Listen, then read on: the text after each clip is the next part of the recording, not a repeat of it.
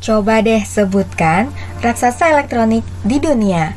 Mungkin kebanyakan dari kita akan menyebutkan Samsung Elektronik sebagai jawabannya. Selain salah satu raja di market ponsel, Samsung juga memiliki produk-produk elektronik yang penjualannya juga nggak kalah tinggi di pasaran. Hanya saja nggak banyak yang tahu kalau perusahaan elektronik asal Korea Selatan ini dulunya pernah dipandang sebelah mata karena memiliki produk-produk yang berkualitas rendah dan dijual sangat murah. Apalagi di tahun 90-an awal, produk elektronik asal Jepang justru lebih dikenal di Korea Selatan.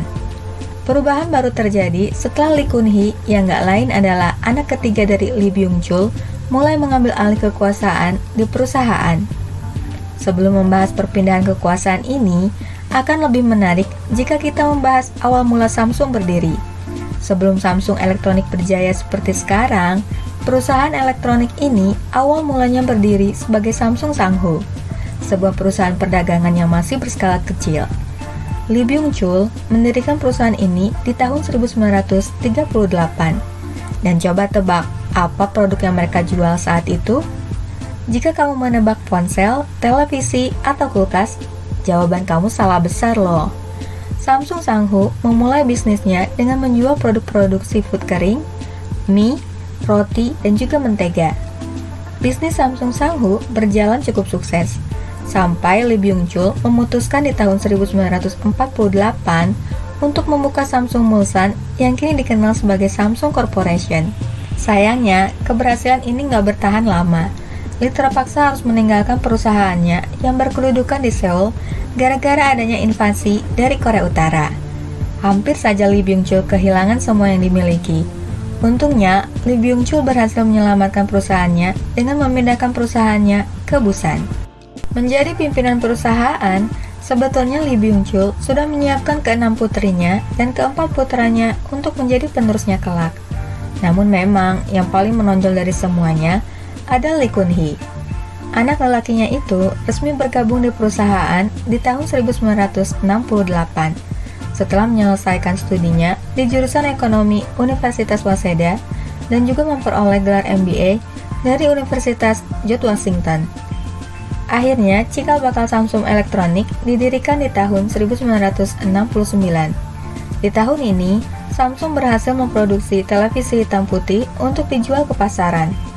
Memang sih, proses produksi ini nggak sendirian, karena Samsung Elektronik pada saat itu belum berpengalaman di bidang elektronik. Jadi diputuskanlah untuk melakukan produksi yang bekerja sama dengan Sanyo. Memang dasarnya pimpinan Samsung ini seorang yang visioner ya. Melihat respon pasar yang cukup bagus terhadap peralatan elektronik, Samsung berpikir kalau selama mereka berproduksi, komponen-komponen untuk perakitan masih harus mengimpor dari luar negeri, terutama dari Jepang. Jadi, daripada bergantung sama perusahaan luar, kenapa sih nggak menyuplai komponen dari produk dalam negeri saja? Mengatasi ini, di tahun 1974, Samsung memutuskan untuk membeli saham dalam jumlah yang besar di Korea Semiconductor. Hal ini dilakukan agar Samsung bisa terlepas dari teknologi yang masih dikuasai oleh negara luar dan bisa mandiri dengan menyediakan komponen-komponen sendiri. Sayangnya keputusan ini nggak banyak didukung sama petinggi-petinggi Samsung. Namun Lee Byung-chul yang didukung oleh putranya, Lee Kun-hee, memutuskan untuk membeli saham ini dengan uang miliknya sendiri. Di tahun 1978, Korea Semiconductor pun berubah nama menjadi Samsung Semiconductor. Tahun 70-an berjalan dengan Samsung yang mulai memasuki pasar luar Korea Selatan dengan menawarkan peralatan-peralatan elektronik berharga murah. Tahun 80-an, Samsung Group telah berkembang menjadi perusahaan berskala besar dan bergerak di berbagai bidang. Perusahaan konstruksi, divisi petrokimia, pembuatan kapal, bisnis gula, kertas, dan juga surat kabar. Banyak bidang yang kemudian menjadi bagian dari Samsung Group. Samsung Group semakin kuat berdiri. Begitu juga dengan Samsung Elektronik yang mulai ahli dalam produksi peralatan elektronik. Hanya saja, jika membahas elektronik, pada saat itu, produk Samsung masih belum bisa mengambil hati masyarakat, baik di Korea Selatan maupun di luar Korea Selatan. Samsung masih kalah secara positioning dengan merek Jepang. kualitas produk elektronik Samsung masih dianggap buruk dan belum sebanding dengan produk elektronik Sony. Samsung baru mulai bebenah setelah Lee Kun-hee didapuk sebagai pimpinan, 2 minggu setelah ayahnya meninggal di tahun 1987. Pemilihan Lee Kun-hee sebagai pimpinan bukan tanpa drama loh. Sebelumnya, kedua kakak laki-laki Lee Kun-hee pernah diamanati jabatan ini. Namun, karena dirasa mereka berdua kurang cocok menjadi pimpinan, Lee Byung-chul memberhentikan kedua putranya. Hal ini tentunya agar para pemilik saham di Samsung Group bisa tenang dan gak merasa khawatir perusahaan akan dipimpin oleh orang yang salah. Selain Lee Kun-hee, sebetulnya putri Lee Byung-chul yang bernama Lee In-hee oleh ayahnya juga dianggap memiliki skill mumpuni sebagai pimpinan. Sayangnya nih, budaya Korea Selatan yang masih berpegang pada patriarki membuat Lee Byung-chul enggan memilih putri tertuanya itu sebagai penerusnya di perusahaan. Lee Kun-hee dikenal sebagai seorang pimpinan yang bersemangat. Ia memiliki visi agar Samsung bisa menjadi produk berkelas dunia. Sayangnya visi ini terkendala oleh kualitas produk Samsung yang dinilai masih sangat buruk. Di tahun 1993, Lee Kun-hee mulai menyadari bahwa divisi elektronik Samsung bekerja kurang maksimal. Dikumpulkanlah 200 karyawan di level eksekutif. Dan dengan berapi-api, Lee Kun-hee mengatakan akan melakukan perombakan manajemen baru. Bahkan, kata-kata Lee Kun-hee yang mengatakan untuk merubah semuanya, kecuali merubah istri dan anak, sampai hari ini terus dikenang. Sayangnya, kalimat motivasi Lee Kun-hee kala itu gak banyak merubah keadaan. Di tahun 1995, Lee pernah merasa sangat malu. Ia mengirimkan beberapa ponsel Samsung sebagai hadiah tahun baru.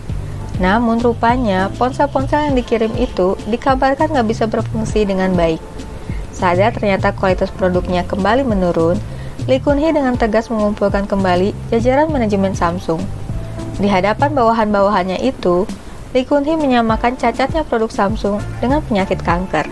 Di Maret tahun 1995, kemarahan Lee Kun-hee pada buruknya kualitas produk yang dihasilkan Samsung membuatnya memerintahkan jajarannya untuk mengumpulkan produk-produk Samsung yang cacat di pasaran.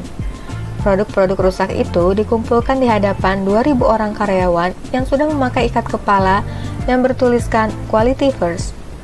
Produk-produk Samsung yang terkumpul lantas dihancurkan dengan palu. Gak lama, barang-barang elektronik yang rusak itu kemudian dibakar. Dan bahkan menurut Techcrunch.com, 2.000 orang karyawan yang menyaksikan peristiwa ini mulai menangis. Hari itu, Samsung membakar produk senilai total $50 juta hanya dalam waktu sehari. Setelah peristiwa pembakaran, Samsung bergegas untuk bangkit. Dana untuk riset dan pengembangan digandakan. Pelantikan CEO Samsung Elektronik yang baru, yakni Yoon Jong-yong, di Desember 1996, dilakukan agar perusahaan bisa berjalan lebih baik lagi.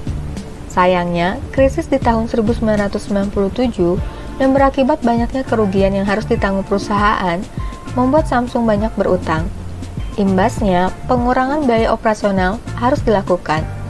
Secara terpaksa, Samsung harus melepas $2 miliar aset perusahaan dan menutup sementara pabriknya. Akibatnya, 24.000 karyawan terpaksa harus dihentikan masa kerjanya. Masa-masa kritis ekonomi memang cukup merepotkan Samsung. Hanya saja, Yoon berhasil membuat Samsung Elektronik bertahan. Yang membedakan Samsung dengan kompetitor lainnya adalah mereka bergerak lebih cepat. Samsung gak terlalu suka bermain di area yang belum terbukti. Mereka lebih suka memasuki pasar yang sudah ada, lalu mencari cara bagaimana agar bisa menjadi yang paling unggul di pasaran. Samsung yang dulu dipandang sebelah mata, kini malah jadi incaran warga dunia.